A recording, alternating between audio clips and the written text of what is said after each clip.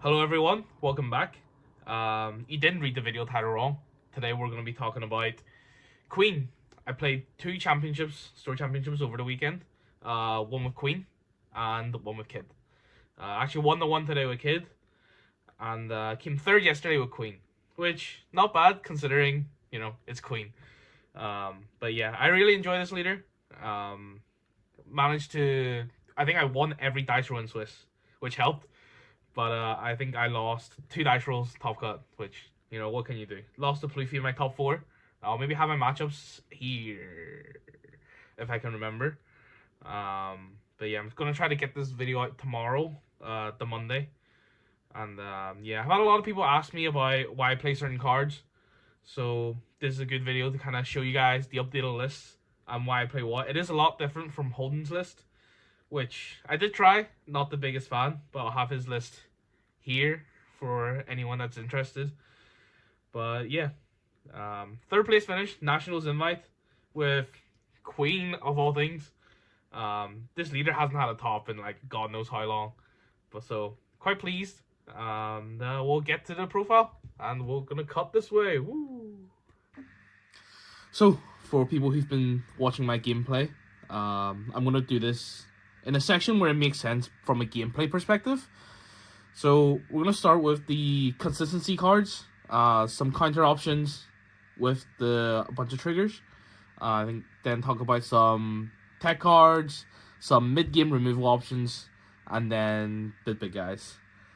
So the way the deck's built, trying to make it as consistent as possible. So 3 Peronas and 4 Doflamingos. These essentially do the same thing. But Perona is like a cheap one for turn 1 sometimes. For different matchups, you want to bottom deck different things. You want to look for different things, for example, with Shanks. Unless I do not have a big guy in my hand. I will always, every red rock I see, I want to draw. Once I draw it, if the rest is like kind of garbage, you just Perona again or Doffy again to send it to the bottom. And Doffy is really strong in the sense that on your 10 on turn, against either Teach not as much, against mainly Shanks, you can do the 4 plus 3 plus 1, and the plus 1 is the leader effect. This is obviously the strongest one, so you can control what it is. And also, like, sometimes people may not expect you to be able to leader effect, but this is just 2 cards out of your hand, and then you can just heal again. The last the last stacking card for consistency is ulti. Why do we play ulti? At the start, and it's gonna sound a little ridiculous, she's kind of nice to look at. But just in testing, this is like probably the best card to play on that 4-down curve. We don't really have a 4-drop we want to be playing out. I think there's only one other 4 cost, and you don't want to be playing that one out. It's in here as like a tech card. And this is really strong because, like, if I see a Perona and I have ulti in hand and I'm going second, I can play this card, take what I need. If I see, for example, a red rock, I can take it and just bottom deck the rest. Or I can kind of stack it. If I play this a bit later on, I can go 4 plus 6 for the red rock if I don't need to heal that turn. And this is also quite strong. You can stack it. You don't have to show your opponent what you get from it, which is quite nice. And you can just pick up red rock, put the rest at the bottom, and you don't need it. And 2Ks. 7 2Ks, which is sometimes might feel insane to some people. 7 2Ks, and obviously 4-0 cost. No longer playing the blue one. These 4 are, heart and soul of Queen. I don't think I really need to explain these at all. The reason we play Peronas and Doffys is to try to stack these into your life. Where I saw Holden's list, his one plays a lot more life-saving triggers than I do, which I cut those down just to have a lot more consistency and stuff. Kaya, again, for consistency. The way this deck is built is trying to brick as little as possible. So, which is the same with Satori. Why do I play a 1-off Satori? When you see this in life, do not trigger it every time. Only trigger if you have, like, if you're bricked and you have a lot of big guys in your hand that you cannot get rid of. right? The one big mistake I see a lot of players make with this deck is that you're trying to leader effect as soon as possible, which is like sometimes you just gotta play normally until you're running out of gas, and that's kind of the strong part of Queen. You can grind out a lot of games that you shouldn't win, but if you just ditch your whole hand and prey on triggers, like that's never gonna work. Like one pop shanks is gonna ruin your day if you have a small hand, and usually like a good shanks player will shotgun that on their 10 on turn if you only have one big guy, and they're like, oh, you need red rock and you can't remove it without it. And the other triggers, 2 Brule, 2 Boa, and 1 Sanji. The Sanji is actually something we got from Holden. We saw his list that played, I think, like multiple of the Sanji, but we thought this card is, I believe he's kind of playing it as like extra copies of these, because he's maxed out on both, and like I think there's like 2 or 3, I can't remember off the top of my head. But this Sanji is actually like really good, obviously as his trigger. It gets like brick out of your hand, and how you die on this deck, you brick. And I think this is the most consistent Queen list on the internet. I can promise you that. If you know how to play it, you should not brick.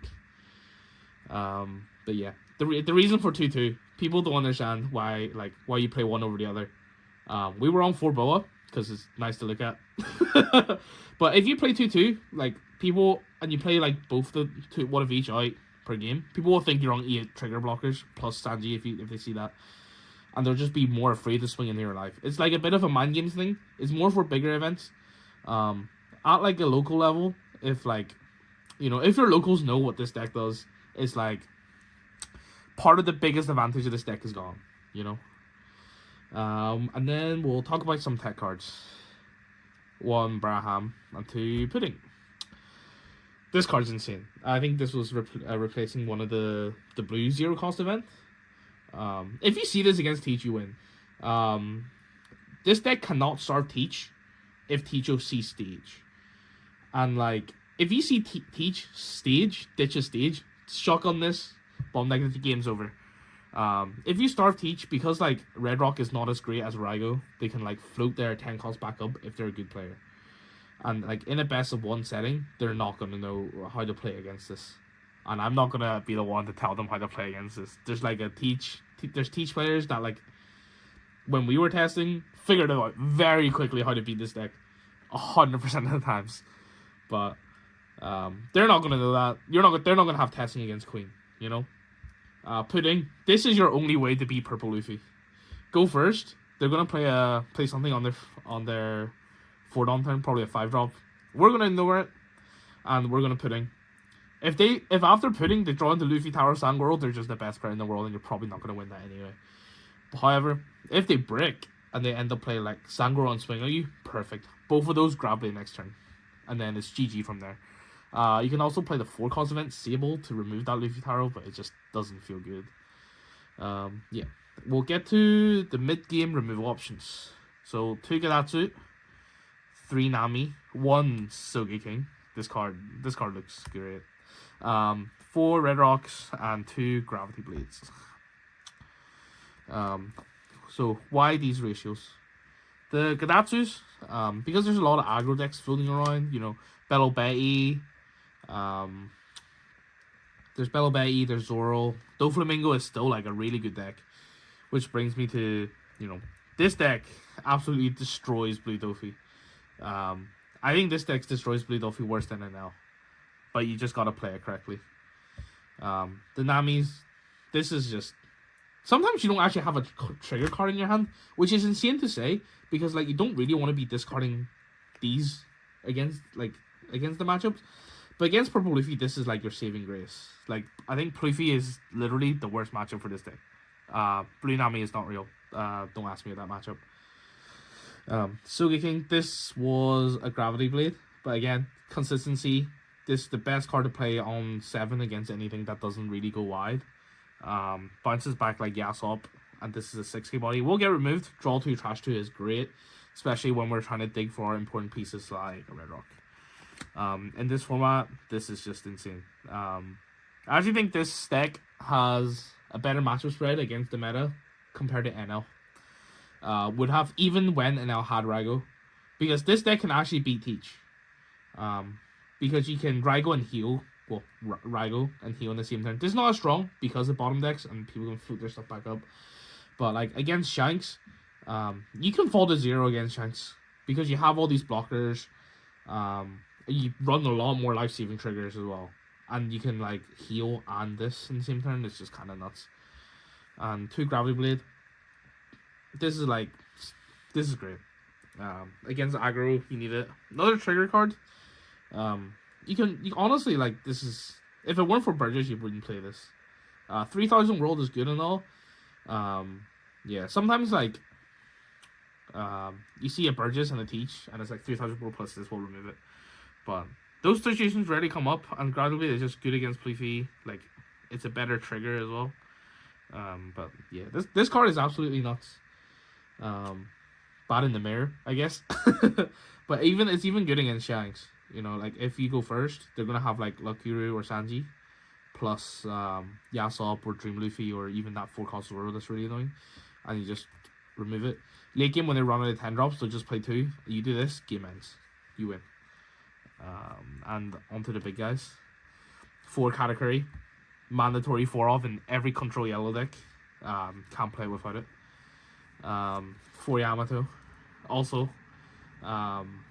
We were on 3 on this, but I find that like I needed the extra heal, and I just wanted to play like a more controlled style.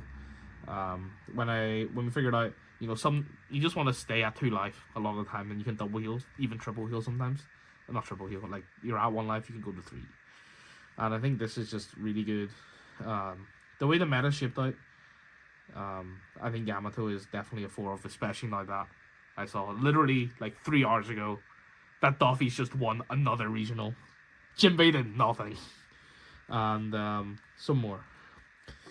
Sanji, I strongly believe that we absolutely need to see Sanji to beat a good, well, I would say a good Shanks player, but if they play Pop Shanks and you don't resolve a Sanji, and I think the game base is basically over. They'll just chain 10 drops on you if they can, and then you just don't have the time to develop another body.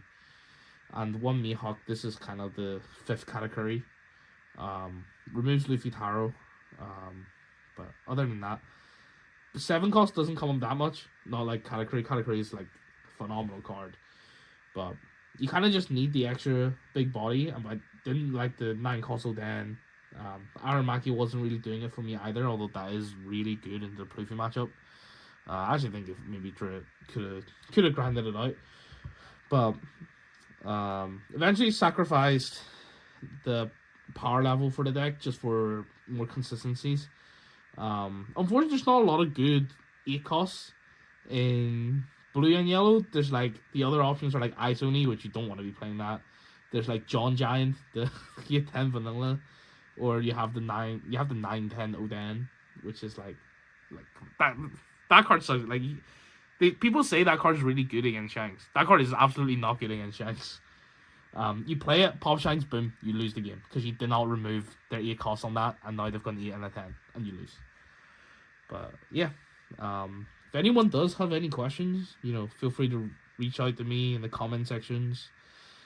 Twitter, I don't really use it. Discord you can probably find me on Discord. That's probably actually the best place to find me.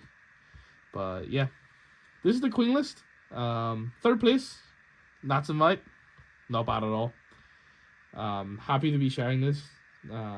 Hopefully people start playing Queen. This deck is like the new NL. It's actually like this card is just way better than NL.